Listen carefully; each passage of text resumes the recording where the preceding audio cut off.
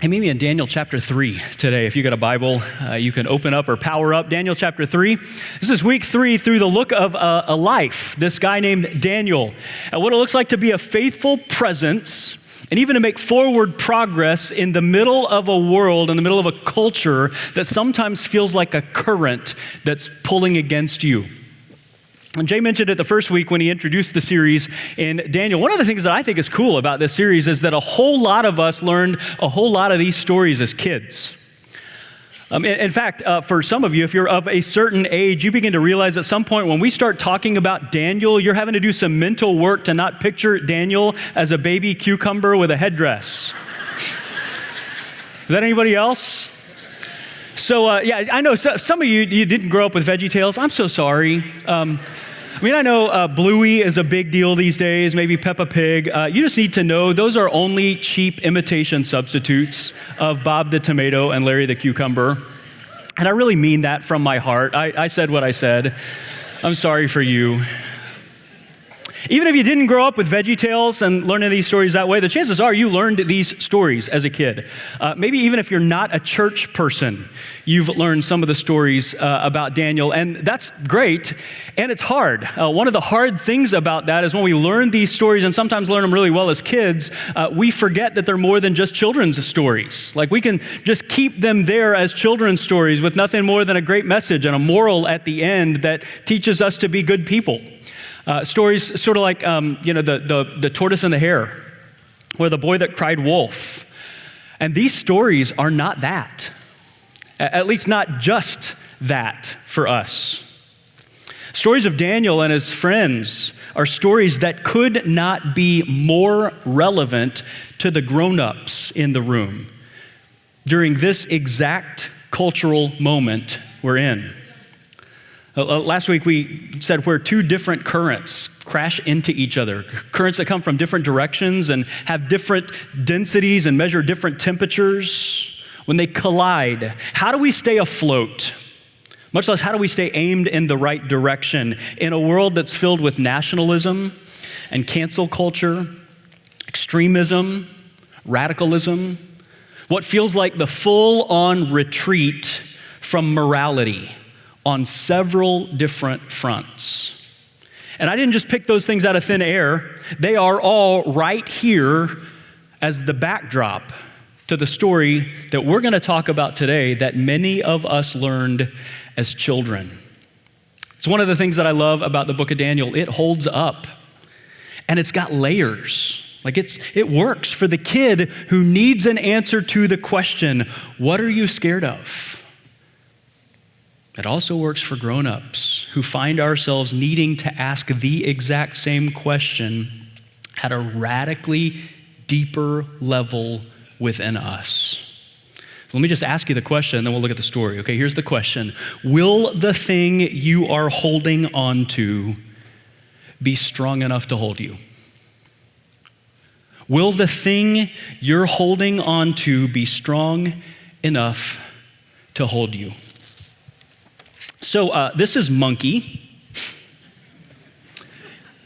Hadn't seen Monkey in a really long time, which is strange because for a significant number of years in my life, Monkey and I went everywhere together.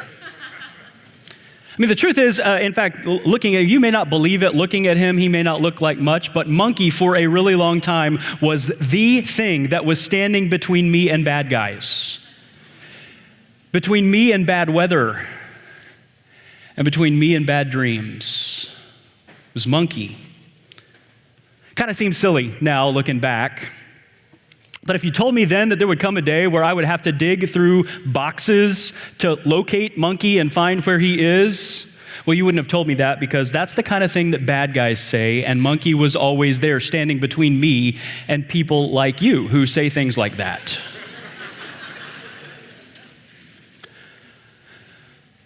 We grow out of that, sort of. At some point, Monkey lets us down. The bad guy shows up. The bad weather hits. Or the bad dreams come at night. At some point, we realize throw Monkey at a home invader is probably not going to be quite the deterrent that we imagined it would be along the way. So at some point we realize that, and we release our grip on stuffed animals, security blankets, whatever it was that we were holding on to. We begin to realize that those things aren't actually taking care of us. We don't hold on to them anymore because we come to realize that as hard as we were holding on to them, they weren't at all holding on to us. And we replace them with things that are far more sophisticated, things like education, in some cases, religion, our physical fitness, athletics of our children, popularity, a career, maybe a marriage or the success of our children in something that they're passionate about, maybe a social agenda or a political ideology. It's something that we grab a hold of, something that we hold on to in order to protect us from the bad guys and the bad storms and the bad dreams, the stuff of bad dreams in our world and in the world of our kids. The question is, will the thing that you're holding on to be strong enough to hold you in a current that's pulling against you? Last week, King Nebuchadnezzar had a dream that his dream was going to come crashing down. Well, this week he decides to double down on the dream to make sure that it doesn't. Look at Daniel chapter 3, beginning in verse 1. Daniel chapter 3, beginning in verse 1 says, King Nebuchadnezzar made an image of gold, 60 cubits high, 6 cubits wide, and set it up on the plain of Dura in the province of Babylon.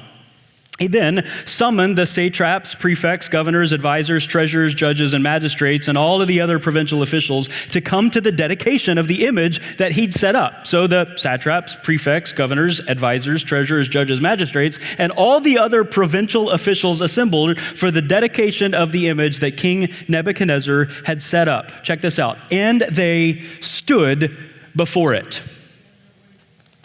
So Nebuchadnezzar, he starts sleeping better at night, and he begins to think, the whole head of gold from the previous dream, that's not quite enough. So he builds a whole statue of gold.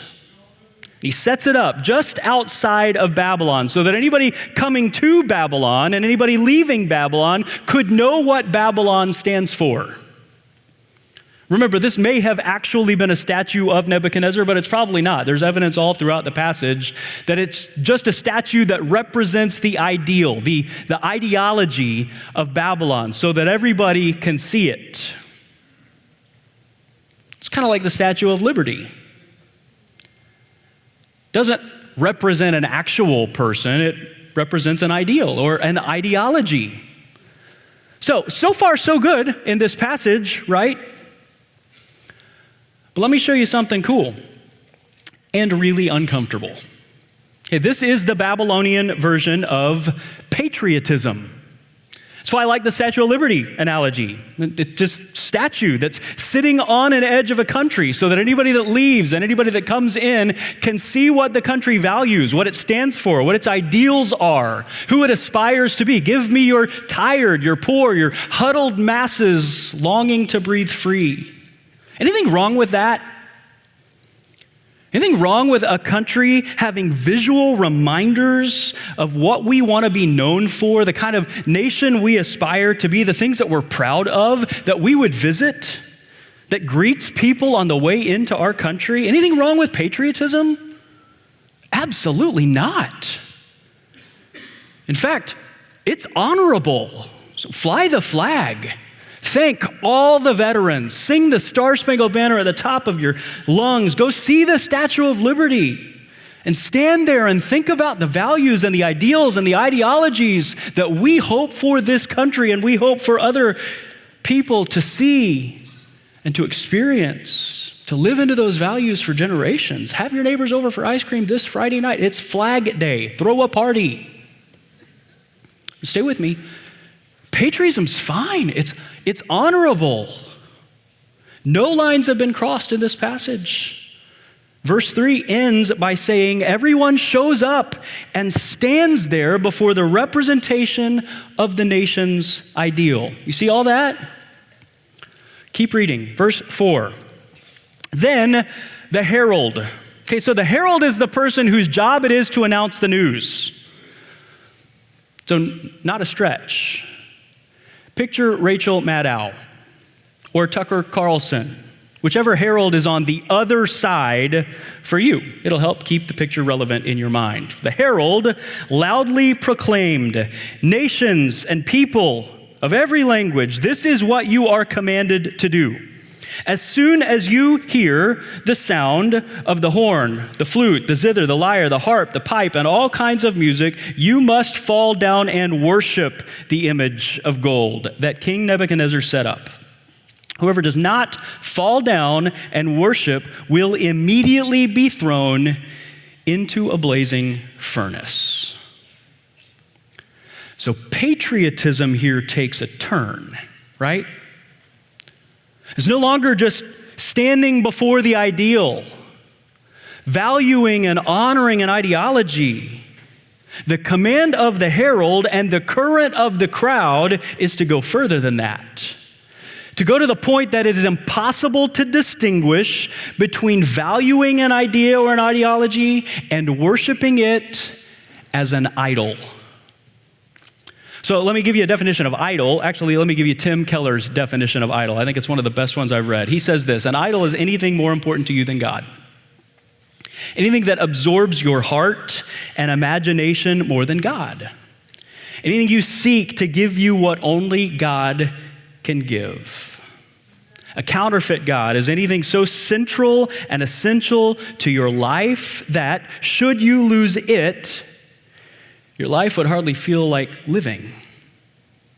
An idol has such a controlling position in your heart that you can spend most of your passion and energy, your emotional and financial resources on it without a second thought.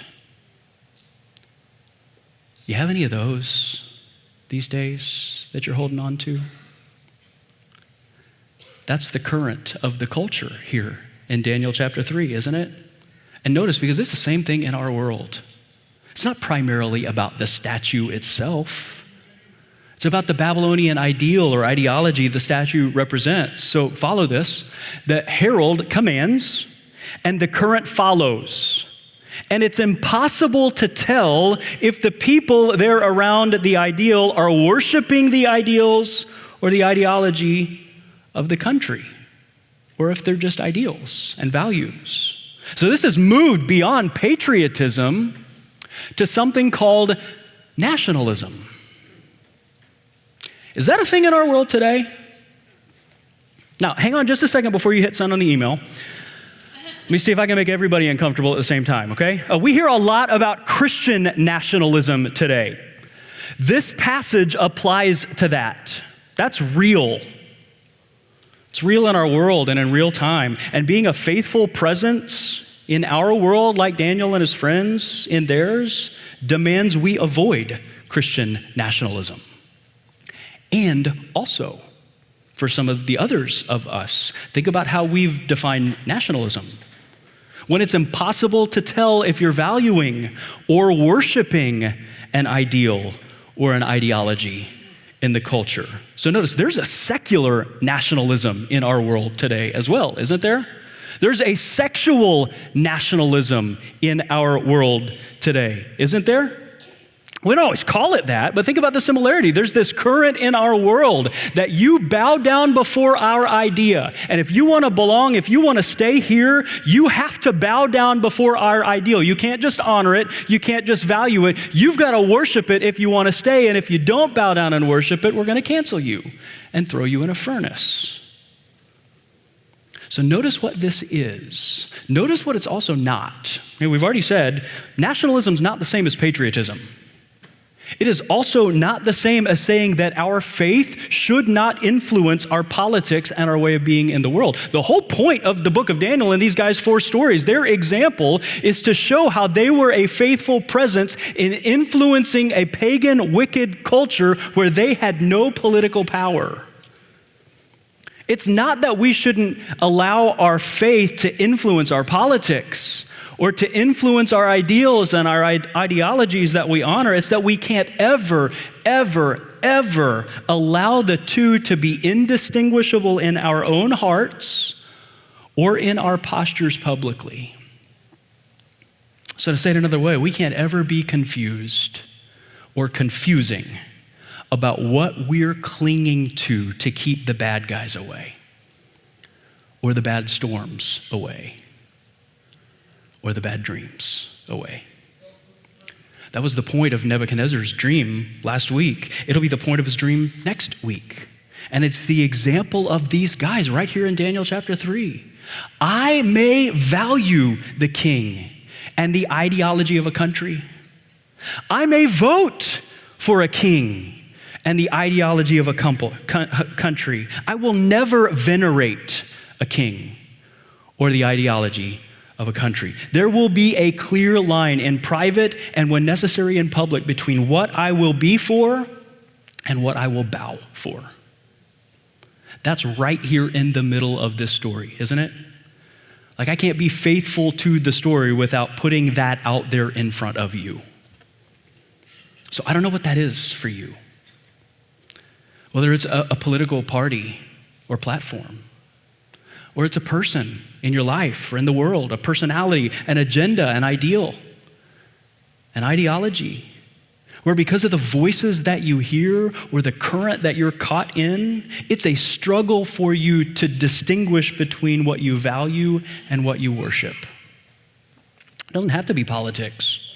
That's what it is in this passage. It could be any number of things for us. We already said that. It could be an idea or an ideology, or our kids' success in sports, or our own career trajectory, financial security. All of us have an organizing center to our hearts.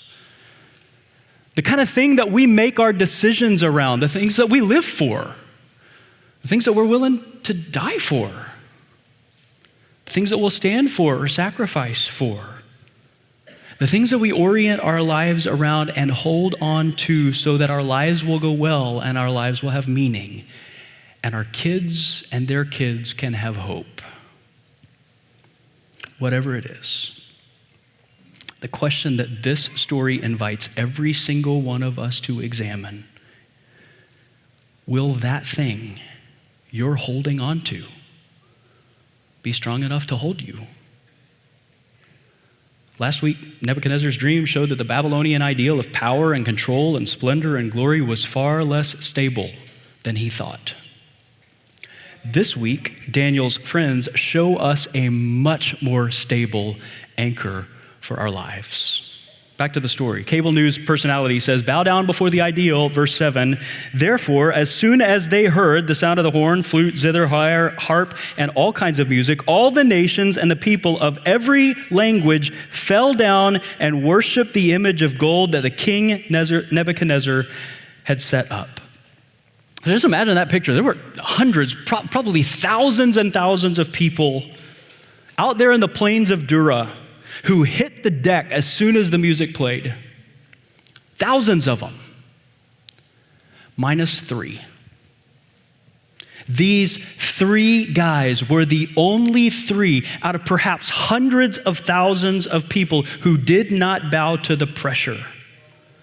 Babylonians, probably other exiles from Israel, friends of theirs, neighbors of theirs, countrymen of theirs. But these 3 were out there on their own and chose to be different from the current of the crowd. But notice, not in a belligerent way.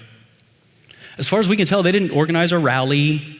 They didn't get a hashtag trending on Instagram. They didn't send out a press release or make official public statements on Facebook. They just quietly didn't participate.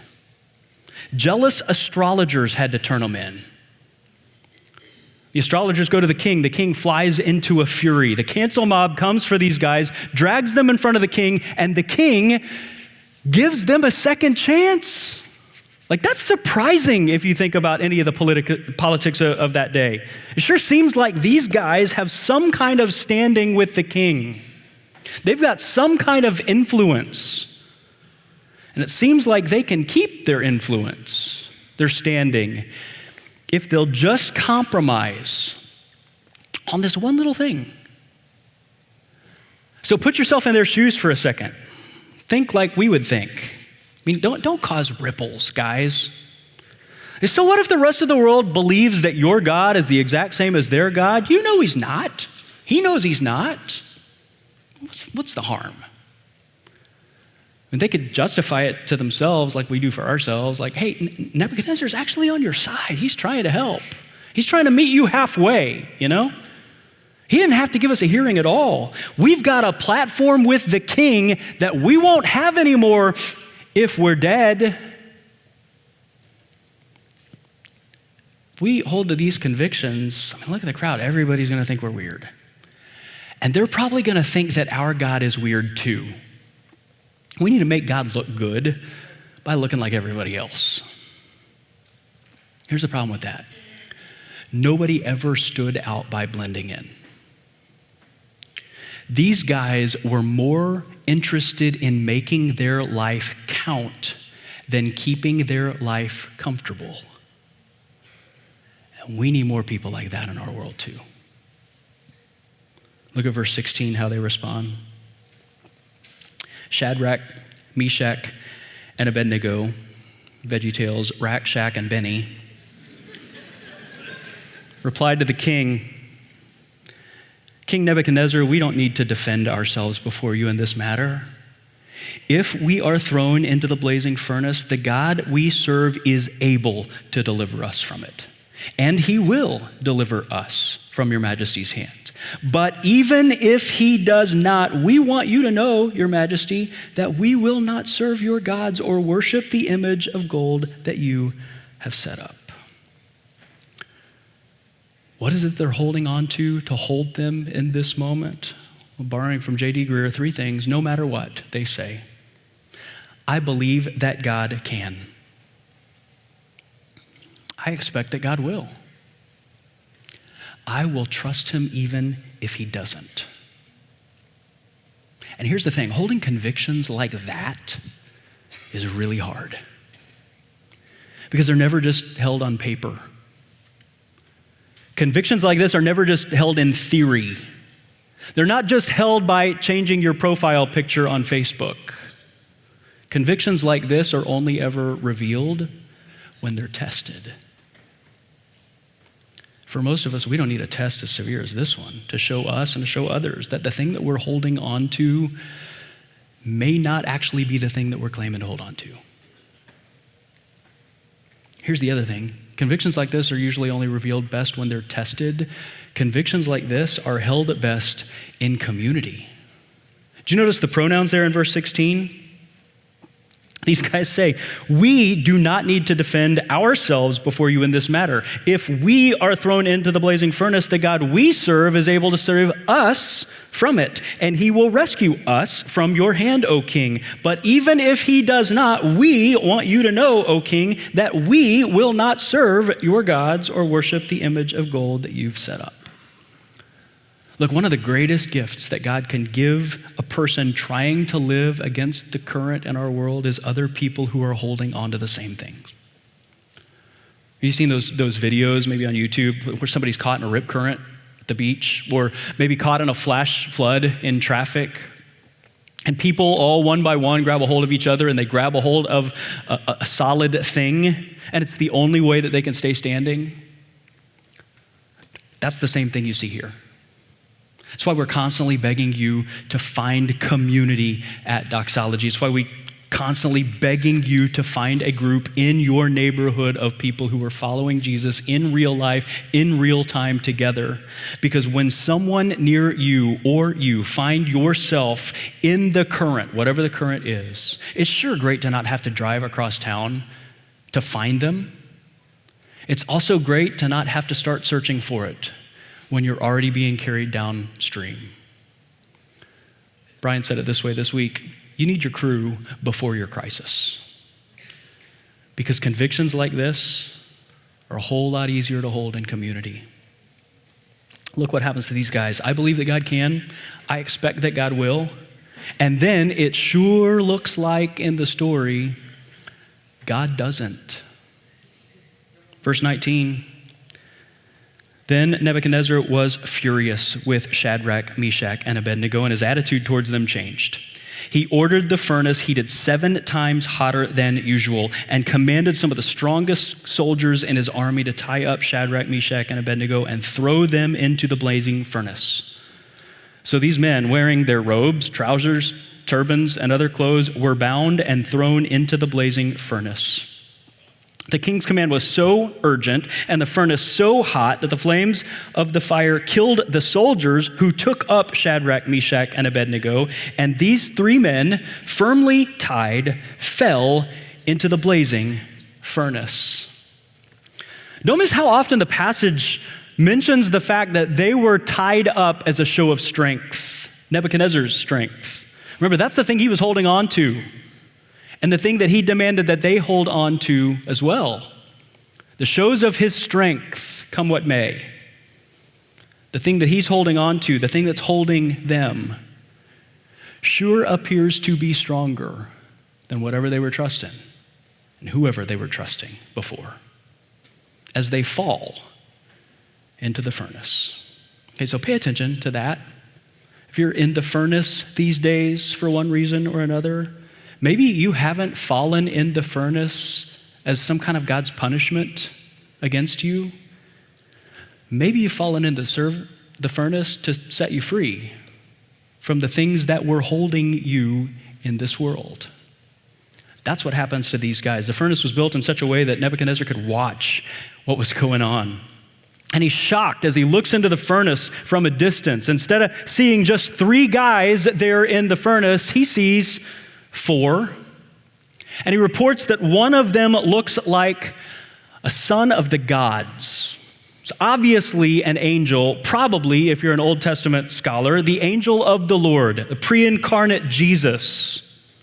The Savior of the world shows up and meets Shadrach, Meshach, and Abednego right where they are in the fire. And he will show up for you too. Nebuchadnezzar commands them to come out of the fire. He doesn't have the convictions to go in there after them, but he tells them to come out. Look at verse 27. The satraps, the prefects, the governors, the royal advisors crowded around them. They saw that the fire had not harmed their bodies, nor was a hair of their heads singed. Their robes were not scorched, and there was no smell of fire on them. God protected these guys in the furnace. Don't you love that detail? Not only were they alive, they didn't even smell like smoke. So come on, think about that for a second. Like, I can't even grill a hamburger on the grill without it taking 2 washes to get the smoke smell out of my clothes. These guys go into the fire. They hang out there with Jesus for a little while, and they walk out, and they don't smell like it at all. Then look at Nebuchadnezzar's response, verse 28 and 29. Then Nebuchadnezzar says, "Praise be to," check this out, "the God of Shadrach, Meshach, and Abednego," doesn't say Nebuchadnezzar yet, "who has sent his angel and rescued his servants. They trusted in him and defied the king's command and were willing to give up their lives rather than serve or worship any god except their own God." So he's not there yet. It's still the God of Shadrach, Meshach, and Abednego. It's not the God of Nebuchadnezzar yet. But in part because of the influence of these guys, he will be next week. Before we get to Nebuchadnezzar's convictions, this story invites a question about ours. Is the thing you've been holding on to strong enough to hold you? And the caution of this story is, if that is a what? or a where or a when, if it's an ideology or an idol, even if it's good, even if it's valuable, or if it's bad or it's wrong, right or wrong, popular, progressive, conservative, liberal, it will never be neutral, and it will never be strong enough to hold you. So do not give your life to it. Give it your vote. Give it appropriate value. Do not ever give it your heart. Stand in front of it. Do not bow before it. And make sure you know where that line is in your heart, so that even when the current is impossibly strong, you're prepared with the convictions to say, like Martin Luther, this far, no further. Here I stand, I can do no other. So help me God. Do not hold on to something that is not strong enough to hold you when the current starts pulling against you. That's the invitation of this story. Hold on to the one who will hold on to you, the only one worthy of your ultimate worship. Trust the fourth man in the fire. Would you bow your head with me?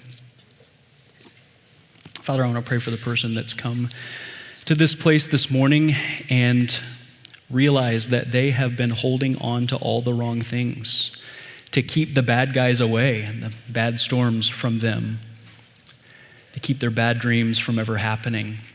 They've never, ever realized that you love them enough to come rescue them, to put yourself between everything that could cause them eternal, ultimate harm, the things that we've caused, the consequences of our sin, and you took it for us so that we would never have to fear it. And you rose from the dead to give us forgiveness and hope and a brand new identity that costs us absolutely nothing, that you offer as a gift that we can simply receive. God, for the person that's realizing that for the very first time, I pray that they would trust you right where they sit. Lord, I pray for so many of us who realize, even as we've read through this story, that there's stuff we've been holding on to. Stuff that we valued, and then at some point it crossed a line and we've bowed before it. Would you let us turn our eyes back to you? And would you let us be faithful presence here in this world during these times that point to everyone who watches, even before they believe in the God that we serve, that they would see visible proof that we do, that we'll trust him, come what may, for us. We ask it in Jesus' name. Amen. Hey, thanks for watching. If something you heard resonated with you today, we would love to connect with you. Visit doxology.church/connect or leave a comment below. And if you enjoyed today's message and you want to see more, make sure you give this video a like and subscribe to our channel so you don't miss any new videos.